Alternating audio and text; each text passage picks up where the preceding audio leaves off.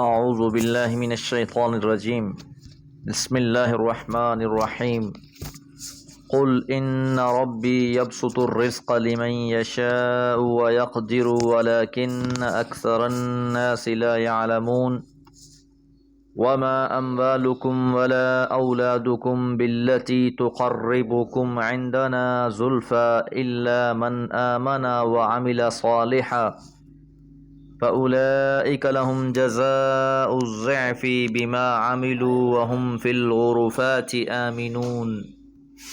وَالَّذِينَ يَسْعَوْنَ فِي آيَاتِنَا مُعَاجِزِينَ أُولَئِكَ فِي الْعَذَابِ مُحْضَرُونَ۔ سورہ سبا آیات 36 سے 38۔ آیت نمبر 35 میں یہ بات جانی کہ کافروں نے کہا ہم تم سے مال اور اولاد میں بڑھ کر ہیں اور ہم کبھی مبتلا عذاب بھی نہیں ہوں گے۔ اب انہیں جواب دیا جا رہا ہے، ان کی غلط فہمی دور کی جا رہی ہے۔ قل آپ کہہ دیجئے ان ربی بلا شبہ میرا رب یبسط الرزق رزق کو کشادہ کر دیتا ہے، فراوانی رزق عطا فرماتا ہے، لمن یشاء جسے وہ چاہتا ہے، ویقدر اور تنگ کر دیتا ہے، رزق میں کمی کر دیتا ہے۔ یہاں بھی وہی مقدر ہے لمن یشاء جس کے لیے وہ چاہتا ہے، کہ کافروں کا یہ مغالطہ دور کر دیا جائے کہ یہ جو اپنے مال و دولت کو، اپنی آل اولاد کو اللہ کا منظور نظر ہونے کی دلیل سمجھ رہے ہیں، یہ غلطی پر ہیں۔ رزق کا معاملہ اللہ کے اختیار میں ہے، اللہ تعالیٰ جس کو چاہتا ہے رزق میں فراوانی عطا فرما دیتا ہے،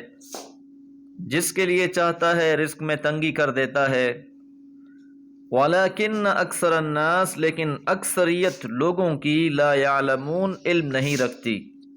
اکثر لوگ حقیقت سے ناآشنا ہیں، خاص طور پر انبیاء کی مخالفت کرنے والے،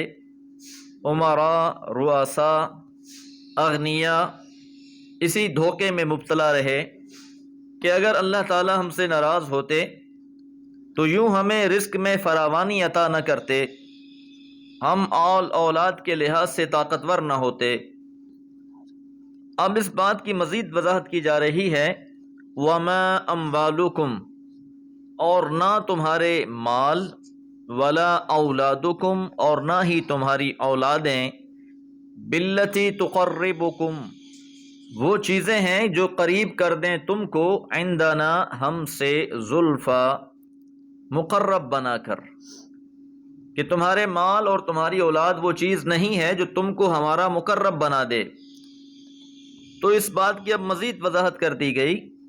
نہ کثرت مال اللہ کی رضا کی علامت ہے اور نہ ہی تنگ دستی اللہ کے ناراضی ہونے کی دلیل۔ مال اور دولت کے پیمانے کچھ اور ہیں، اللہ کی رضا اور ناراضی کے پیمانے کچھ اور ہیں۔ تو اس لیے اس طرح کا تمہارا مال اور تمہاری اولاد تمہیں ہم سے قریب کرنے والی نہیں ہے، الا سوائے من آمنا جو ایمان لے آیا، وعمل صالحا اور اس نے نیک عمل کیے۔ تو اب جو لوگ بھی ایمان لاتے ہیں ان کا مال بھی اللہ کی قربت کا ذریعہ بن جاتا ہے، ان کی آل اولاد بھی قربت کا ذریعہ بنتے ہیں، وہ اپنے مال کو بھی اللہ کی راہ میں خرچ کرتے ہیں، اللہ کی قربت حاصل کرتے ہیں، اپنی آل اولاد پر بھی محنت کرتے ہیں، اللہ کی راہ پر لگا دیتے ہیں،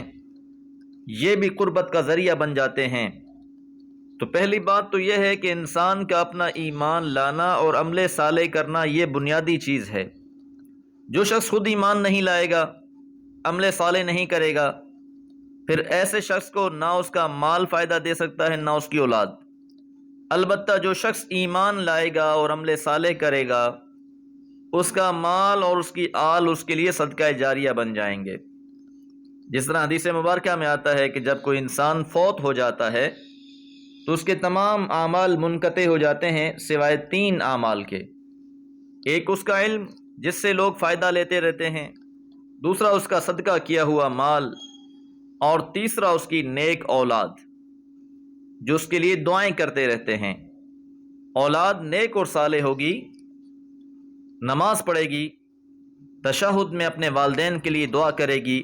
رب اغفر لی ولوالدی، اے اللہ مجھے بھی بخش دے اور میرے والدین کو بھی بخش دے۔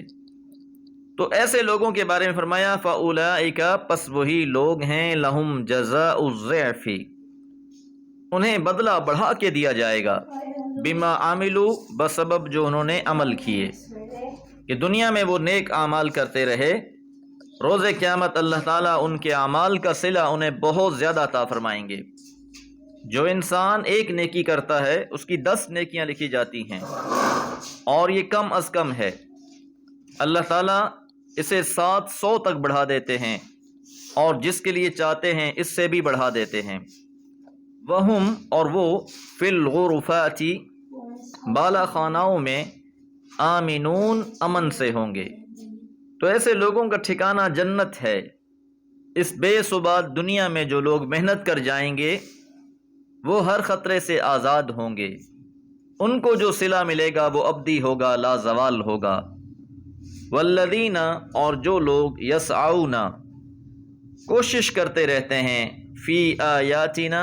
ہماری آیات کے بارے میں، معاجزین، زج کرنے کی، عاجز کر دینے کی، کہ وہ لوگ کہ جنہیں اللہ تعالیٰ نے دنیا میں مال و متاع عطا فرما رکھا ہے، آل اولاد سے نواز رکھا ہے، تو یہ لوگ ایمان لانے کے بجائے الٹا اللہ کی آیات کو جھٹلاتے ہیں، رسول اللہ صلی اللہ علیہ وسلم کو اذیتیں پہنچاتے ہیں، اپنے مال اور اولاد کو اپنی نجات کا سبب جانتے ہیں، اسے اپنی دنیاوی اور اخروی کامیابی کی دلیل مانتے ہیں، تو ایسے لوگوں کے بارے میں فرمایا اولئک فی العذاب، یہی لوگ عذاب میں، محضرون، حاضر کر دیے جائیں گے، داخل کر دیے جائیں گے۔ لفظ محضر ان کی ذلت اور بے بسی کی تصویر کشی کر رہا ہے کہ دنیا میں تو یہ بڑے صاحب اختیار بنتے ہیں، لیکن روز قیامت یہ بالکل بے اختیار ہوں گے، بے بس ہوں گے، عذاب میں داخل کر دیے جائیں گے۔ دعا ہے اللہ تعالی ہمارے مال، آل، اولاد کو ہمارے لیے صدقہ جاریہ بنا دے۔ وما علیہ الا البلاغ۔